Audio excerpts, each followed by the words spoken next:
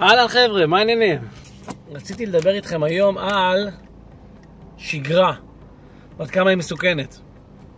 אוקיי, אנחנו צריכים לצאת מהשגרה. זה דבר מאוד נחמד להיות מסודרים ועקביים, זה מה שאנחנו מלמדים בקורס למכור ולחיות.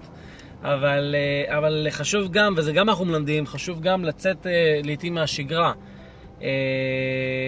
כי אתם תגלו דברים חדשים, תגלו דרכים חדשות. אוקיי, זה כמו שאתם רגילים לנסוע באותו דרך כל יום לעבודה, ופתאום אתם נוסעים בדרך אחרת.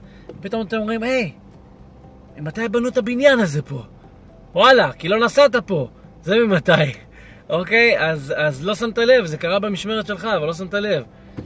אז זה מה שאני אומר, לצאת מהשגרה, לעתים צריך לשבור את יום העבודה, לעתים צריך לעשות משהו שהוא לא נעשה לפני,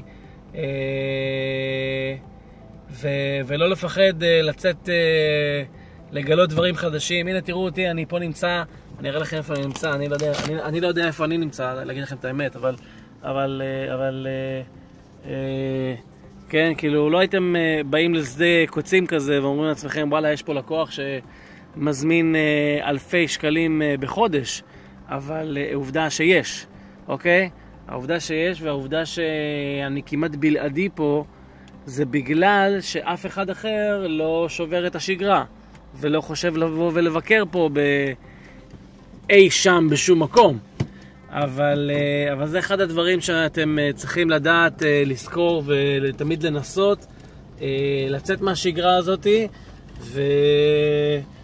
וזהו, ואתם תגלו שבמקום שדה קוצים אתם יכולים למצוא שדה ירוק.